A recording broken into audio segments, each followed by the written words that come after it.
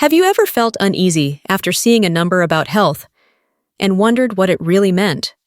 One of my patients once shared that a single statistic stayed in her mind for days and stole her sleep.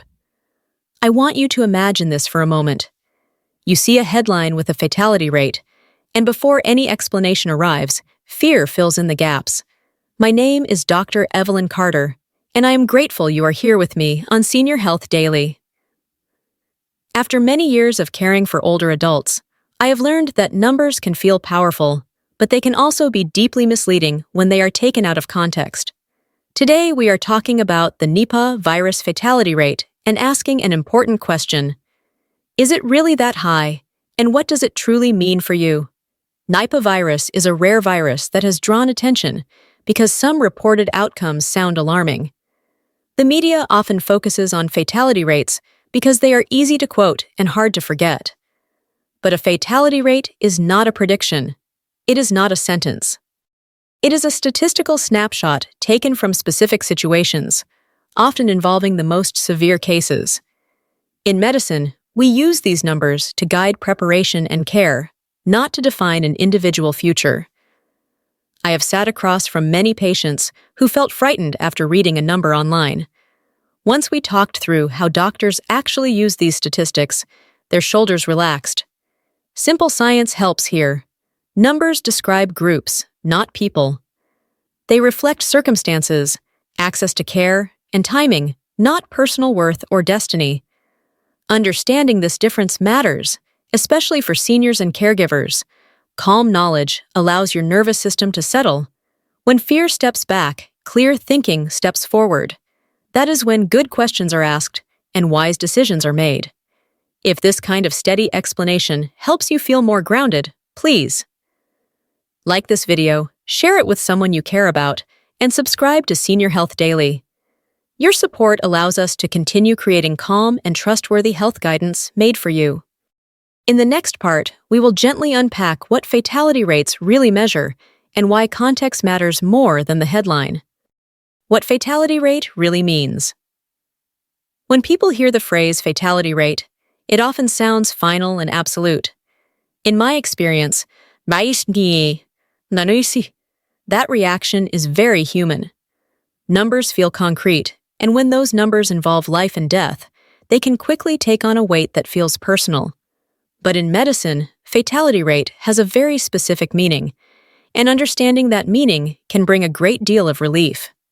A fatality rate describes how many people in a defined group did not survive a particular illness during a specific time and under specific conditions.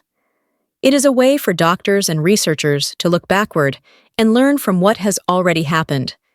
It is not a forecast. It does not predict what will happen to you or to someone you love. It is a summary of past cases, often drawn from situations where people were already very ill or lacked timely access to care. I often explain this by using an everyday comparison. Imagine reading a report about car accidents on a dangerous stretch of road. The numbers might look alarming, but they do not mean that every person who drives there will crash. They tell engineers and planners where improvements are needed. In the same way, fatality rates help healthcare systems prepare, allocate resources, and improve treatment. They are tools for planning, not verdicts on individual lives. One of the most common misunderstandings I see in my clinic is when people confuse population statistics with personal risk. Personal risk depends on many factors, including age, overall health, early recognition, and the quality of medical care available. Two people can be exposed to the same illness and have very different outcomes. Statistics cannot capture those individual details. This distinction is especially important for older adults. Seniors often assume that a higher number automatically applies to them. In reality, medical care for older adults is far more nuanced. Doctors look at the whole person, not just a number. We consider how the body is functioning, how quickly care can begin, and how well the person is supported during recovery. From a scientific perspective, fatality rates can also change over time. As doctors learn more, treatments improve, and outcomes often get better. Early reports may reflect limited knowledge or strained healthcare systems. Later data often tell a more hopeful story. When you understand fatality rate in this broader context, it loses some of its power to frighten. It becomes information rather than a threat. And information, when understood calmly, gives you back a sense of control and perspective. That calm understanding is the foundation for everything else we will explore together. Why Nipah virus numbers often look high. When people first see statistics about Nipah virus, one of the most common reactions is shock. The numbers can appear unusually high, and without explanation, they can feel frightening. From a medical perspective, there are clear reasons this happens, and understanding them can help restore balance and perspective. One important reason the numbers often look high is because the cases that get counted are usually the most severe ones. Mild or unnoticed infections are far less likely to be identified, especially with rare viruses. When someone feels only mild symptoms or recovers at home, they may never be tested or reported. As a result, the data we see tends to come from hospitals and intensive care settings where the sickest patients are treated. This naturally raises the apparent fatality rate. In my clinical work, I often remind patients that statistics are shaped by what is visible. Infections that cause serious illness attract attention and testing. Those that resolve quietly often remain unseen. This creates what doctors call a reporting bias. It does not mean the virus behaves the same way in every person. It means the data reflects a narrow slice of the full picture. Another factor is timing. Early in the study of any disease, especially a rare one, information is limited. Doctors are still learning which treatments work best and how to support the body effectively. Early numbers often reflect this learning curve. As experience grows and care improves, outcomes can change significantly, but early statistics tend to remain in headlines longer than they should. From a medical data standpoint, outbreaks of rare viruses are often investigated intensively in specific locations. These areas may already be facing challenges such as limited healthcare resources or delayed access to treatment. That context matters. Numbers collected under strained conditions cannot be applied evenly to all populations or healthcare systems. I have seen this pattern many times across different illnesses. Initial reports raise concern, then understanding deepens, and finally, balance returns. Unfortunately, the early numbers often leave a lasting emotional impression. The key message here is that high-looking numbers do not tell the whole story. They reflect who was counted, when they were counted, and under what circumstances. When you place those numbers in proper context, they begin to look less like a prediction and more like a starting point for learning and improvement. How doctors actually use these numbers. In medical practice, numbers are tools, not conclusions. When doctors look at fatality rates, we are not trying to predict who will live or who will not. We are trying to understand patterns so we can respond more wisely and more effectively. This distinction is essential, especially for older adults who may feel personally targeted by alarming statistics. Fatality rates help healthcare teams prepare. They guide decisions about staffing, equipment, and training. If a virus is known to cause severe illness in certain settings, hospitals make sure they are ready to provide respiratory support, neurological monitoring, and timely intervention. These numbers help public health systems stay one step ahead, not to frighten individuals, but to protect communities. In my years of caring for seniors, I have never once sat with a patient and used a fatality rate to define their future. That is not how medicine works. When someone walks into my office, I see a person, not a percentage. I look at their overall health, their strength, their medical history, and the support they have at home. I consider how quickly symptoms were noticed and how soon care began. These details matter far more than any headline number. Doctors also use fatality rates to compare outcomes over time. If a rate decreases, it tells us that treatments are improving or that earlier recognition is making a difference. If a rate remains high in a specific region, it may point to gaps in access to care or delays in diagnosis. In this way, numbers become signals for improvement, not labels for individuals. It can be helpful to think of fatality rates like weather reports. Knowing that a storm was severe last year helps a town strengthen buildings and prepare emergency plans.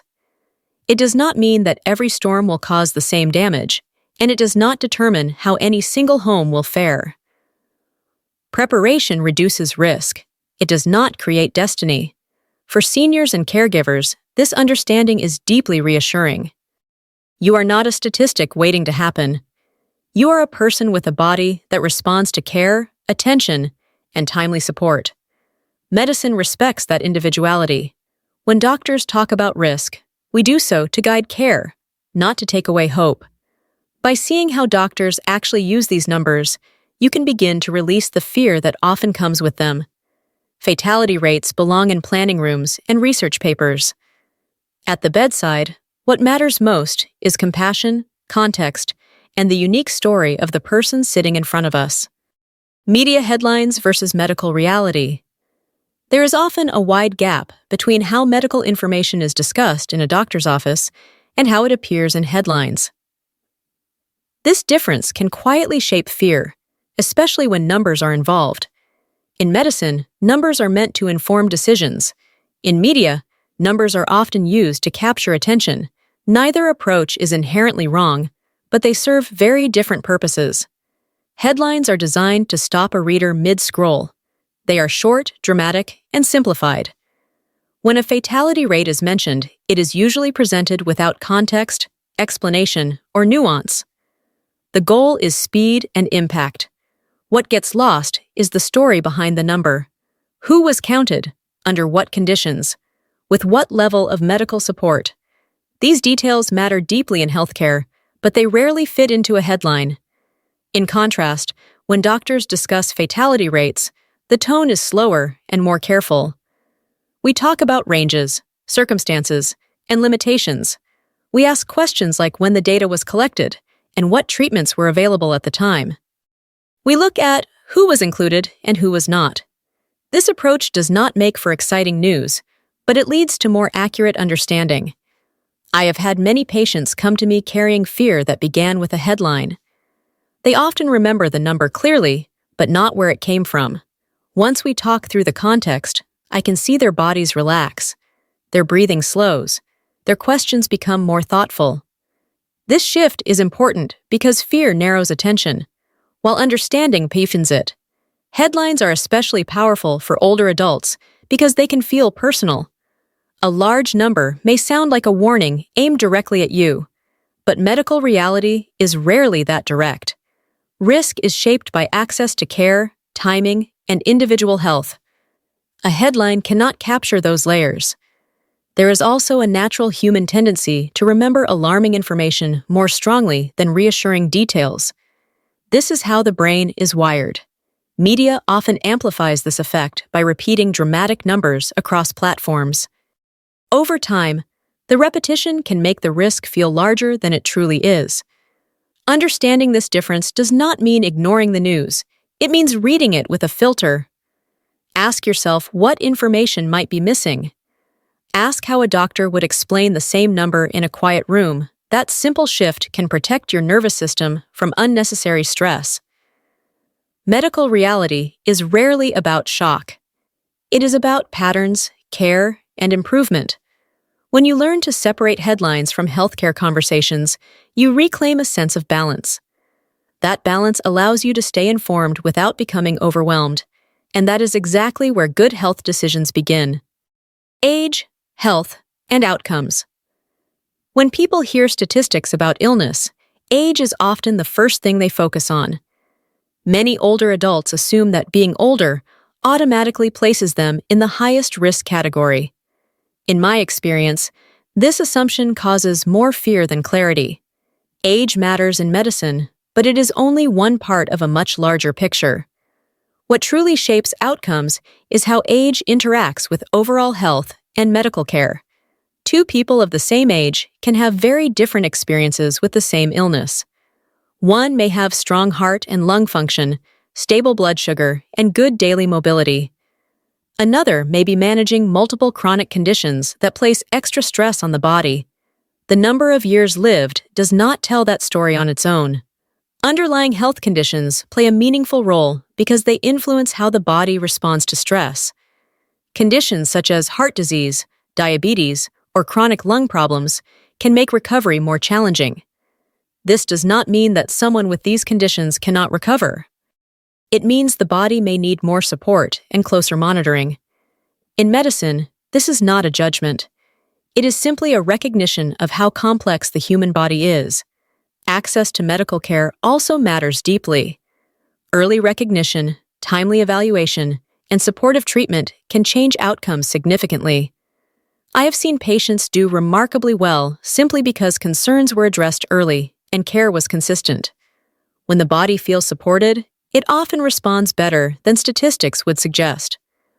One of the most important messages I share with seniors is this: you are not interchangeable with anyone else in a data table. Your outcome is shaped by your unique health history, your environment, and the care you receive. Statistics describe groups, but medicine treats individuals. I remember a patient who once told me she felt discouraged after reading about fatality rates related to her age group. When we talked, it became clear that she was active, well-supported, and attentive to her health. Her personal risk looked very different from the number that frightened her. That conversation changed how she viewed her own body. She moved from fear to confidence. This is why personalized care is at the heart of good medicine. Doctors consider age, yes, but also resilience, daily function, and support systems. We ask how someone lives, not just how old they are. We look at patterns, not assumptions. Understanding this difference can be freeing. It allows older adults to respect their age without being defined by it.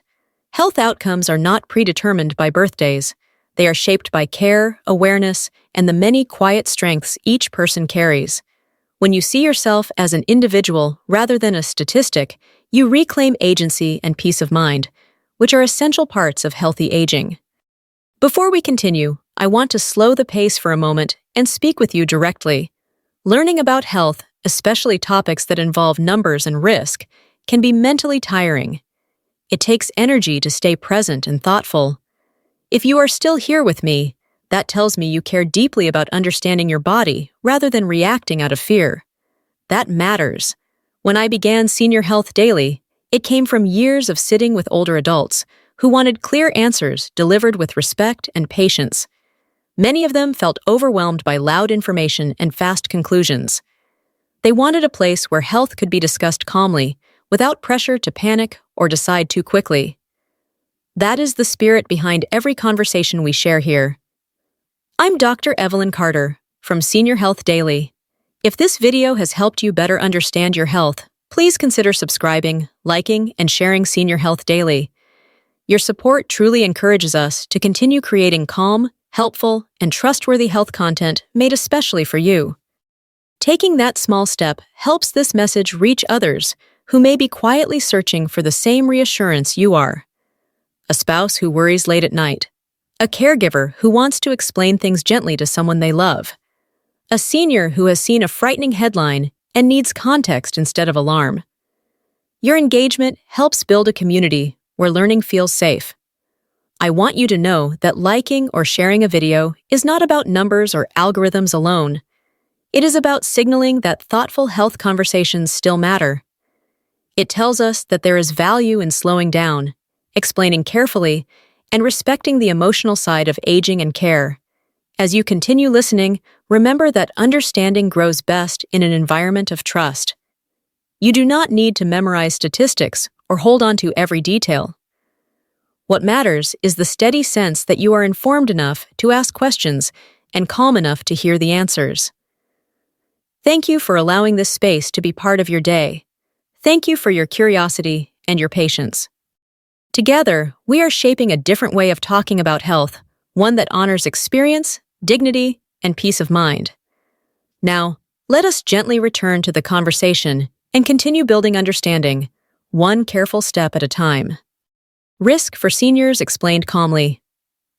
When seniors hear the phrase fatality rate, it often lands differently than it does for younger people. Over time, many older adults have lived through illnesses, losses, and moments when health felt fragile. Numbers connected to life and death can easily stir memories and fears that go beyond the statistic itself. This emotional response is understandable, and it deserves gentleness rather than dismissal. From a geriatric perspective, worry often comes from uncertainty, not weakness. Seniors tend to ask deeper questions. What does this mean for me? Does my age make me vulnerable? Am I running out of options? These questions are not signs of panic. They are signs of reflection. Aging brings awareness, and awareness can heighten concern when information is presented without context. In my work with older adults, I have seen how quickly fear can rise when a number feels personal. Many seniors assume that a fatality rate automatically applies more strongly to them simply because they are older. In reality, geriatrics teaches us to look at function, resilience, and support, not age alone. A healthy 75-year-old with good mobility and strong daily habits may tolerate stress better than a much younger person with multiple untreated conditions. Another reason seniors may feel more anxious is because they often carry responsibility for others. They may be caring for a spouse or worried about becoming a burden. When health information sounds alarming, it can trigger concern not only about survival, but about independence and dignity. This emotional layer is rarely acknowledged in statistics, but it is very real in lived experience. A calm geriatric approach focuses on reassurance through understanding. We explain that fatality rates describe past groups under specific circumstances. They do not account for modern care, early recognition, or the protective effect of steady support. We remind seniors that medical care today is more attentive to their needs than ever before, with a strong emphasis on comfort, clarity, and prevention of complications. I often tell my patients that their bodies have adapted to many challenges already. Aging does not erase resilience, it reshapes it. Seniors often recover differently, but not necessarily worse. With proper care, clear communication, and emotional safety, outcomes can be far more positive than fear suggests. The goal of explaining risk calmly is not to minimize concern, but to place it where it belongs. Risk is something to understand, not something to carry alone. When seniors feel seen and respected, their nervous systems settle. Thinking becomes clearer. Questions become more focused. That calm state is one of the greatest strengths in healthy aging, and it allows knowledge to do what it is meant to do, support confidence rather than create distress. Understanding statistics without anxiety, statistics are meant to inform, but for many people, especially older adults, numbers can quietly trigger tension. The nervous system reacts before the mind has time to interpret meaning. A large percentage or a serious-sounding term can cause the body to tighten, the breath to shorten, and the mind to race ahead to conclusions that were never intended by the data. Learning how to approach statistics calmly is an important skill for protecting both emotional and neurological health. One helpful approach is to slow the moment of exposure. When you encounter a number, pause before reacting. Ask yourself what the number actually describes. Is it talking about a specific group, a specific place, a specific time in the past? This simple pause gives the brain time to move from alarm to reasoning. In my clinical experience, this small habit alone can reduce anxiety significantly. Simple science explains why this works. When we feel threatened, the brain shifts into a protective mode. Stress hormones rise, and the parts of the brain responsible for reflection and learning become less active. This is useful in emergencies, but not helpful when trying to understand health information. By slowing down and adding context, you signal safety to the nervous system. The brain then regains access to clearer thinking. Another important step is remembering that statistics describe groups, not individuals. The brain tends to personalize information quickly, especially when age or health is involved. Gently reminding yourself that a number does not define you helps keep the information in its proper place. This is not denial. It is accurate interpretation. I often encourage patients to pair numbers with questions rather than conclusions. What does this statistic include? What does it leave out? How does medical care change outcomes today compared to the past? These questions transform data from something intimidating into something useful. They also create a sense of agency, which is calming for the nervous system. Long-term stress from repeated exposure to alarming information can exhaust the brain. It can interfere with sleep, memory, and emotional balance. Seniors are particularly sensitive to this because the brain may take longer to return to baseline after stress. That is why how information is consumed matters as much as the information itself. Understanding statistics without anxiety is not about ignoring risk. It is about meeting information with steadiness. When numbers are approached calmly, they become guides rather than threats. They support thoughtful decisions instead of emotional reactions. The goal is not to memorize statistics, but to coexist with them peacefully. When the nervous system feels safe, learning becomes easier and health conversations feel manageable. That calm relationship with information is one of the quiet foundations of long-term well-being. The role of caregivers in interpreting risk. If you are a caregiver, I want to speak to you directly. Your role in interpreting health information is far more important than you may realize. When statistics feel confusing or frightening, older adults often look to you for cues. They watch your tone, your pace, and your reactions. Long before words are processed, reassurance or worry is communicated through presence. Caregivers often stand between headlines and lived experience. You are the one who helps translate numbers into meaning. In my years of practice, I have seen how a calm explanation from a trusted caregiver can ease fear more effectively than any chart or article. When you take time to explain what a number does and does not mean, you help protect the nervous system of the person you care for. Reassurance does not mean dismissing concerns. It means acknowledging them while offering context. Saying something like, "This number describes certain situations and does not predict your future," can shift a conversation from panic to understanding. That shift matters. Anxiety narrows attention and increases confusion. Calm explanation widens perspective and restores clarity. Caregivers also help decide when information is shared and how much is shared at once. Not every detail needs to be delivered immediately. Older adults process information at different speeds, especially when emotions are involved. Pausing, checking for understanding, and returning to a topic later can make learning feel safer and more manageable. From a caregiving standpoint, your own emotional state is equally important. If you feel overwhelmed by statistics, that tension can be felt by the person you are supporting. It is not a failure to take a step back, seek clarification from a healthcare provider, or choose trusted sources over constant news exposure. Protecting your own calm helps protect theirs. I have watched caregivers transform outcomes simply by changing the emotional environment. When explanations are offered with patience and respect, seniors feel empowered rather than threatened. They are more likely to ask questions, share symptoms, and participate actively in their care.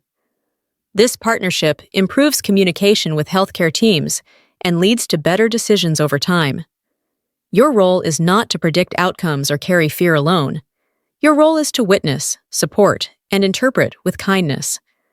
By helping place risk in context, you give the person you care for something invaluable. You give them the ability to stay present in their own life rather than trapped in worry about the future. Caregiving is not only about tasks and schedules. It is about creating a sense of safety in the face of uncertainty. When you offer calm explanation and steady reassurance, you become a bridge between information and peace of mind. That bridge supports dignity, trust, and a healthier way of facing whatever comes next. Why context matters more than numbers. As we reach the end of this main discussion, I want to return to the heart of everything we have been talking about. Numbers on their own are incomplete. They only become meaningful when the value are placed in context. Without context, statistics can feel heavy and threatening. With context, they become tools that support understanding rather than fear. In medicine, context includes time, place, and circumstance. A fatality rate reflects what happened in specific situations, often during moments of limited knowledge or strained healthcare systems.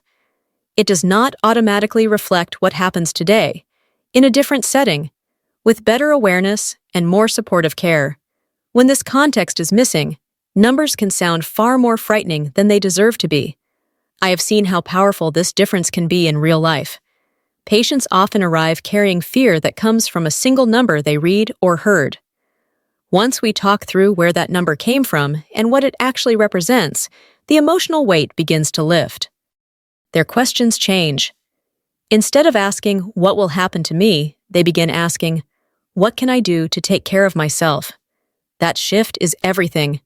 Context also reminds us that medicine is not static. Knowledge evolves, treatments improve, systems adapt. Early data is rarely the final story. When people hold on to numbers without this broader picture, they miss the progress that quietly happens behind the scenes. Doctors, nurses, and researchers work continuously to reduce risk and improve outcomes, even when headlines remain fixed on past statistics. For older adults, context is especially important because fear can directly affect health. Anxiety increases stress on the nervous system. It can disturb sleep, cloud thinking, and reduce resilience. Calm understanding, on the other hand, supports balance and clarity. The body responds better when the mind feels safe. This is not just emotional comfort. It is a biological reality. Placing numbers in context allows you to stay informed without being overwhelmed. It helps you see statistics as guides rather than judgments. It restores a sense of proportion and control. Most importantly, it reminds you that you are more than a data point. You are a person with a unique history, a responsive body, and the ability to adapt. As we prepare to close this conversation, I want you to hold on to one simple truth. Knowledge should never rush you or frighten you. It should steady you. When information is delivered with care and received with patience, it becomes a source of confidence. This understanding sets the emotional tone for what comes next. Instead of carrying numbers forward as a burden, you can carry them as quiet background knowledge. In the closing, we will gently bring everything together, not to add more information, but to leave you with reassurance, gratitude, and a sense of calm that you can return to whenever you need it. Thank you for staying with me until the end of this conversation. Your willingness to listen with patience tells me that you value understanding over fear, and that choice matters. Health information can feel heavy, especially when it involves serious numbers, but you have taken the time to look beyond the headline and toward meaning. Understanding the Nipah Virus Fatality Rate is not a story about alarm. It is a story about clarity. Numbers become less frightening when they are placed in the right context and explained with care. When knowledge is shared calmly, it gives the mind room to breathe and the body permission to settle. That calm is not passive, it is powerful. To the older adults watching, I want to offer a gentle reassurance. Your body and your brain respond best when they feel safe and respected. They do not thrive under pressure or urgency. They thrive with patience, routine, and trust. Even when information sounds serious, your nervous system does better when it is met with steadiness rather than fear. To the caregivers, thank you for the quiet work you do every day. Your presence, your explanations, and your patience help transform uncertainty into understanding. You often carry concern so that someone else does not have to, and that is a meaningful form of care. As we close, I hope you remember this simple truth. Knowledge should bring reassurance, not pressure. Health conversations should leave you feeling capable, not overwhelmed. If you ever need a place to return for calm, thoughtful guidance, Senior Health Daily will be here for you. I invite you to come back whenever you need clarity that feels human and supportive. Until then, take a gentle breath, trust your body, and allow yourself to rest in understanding.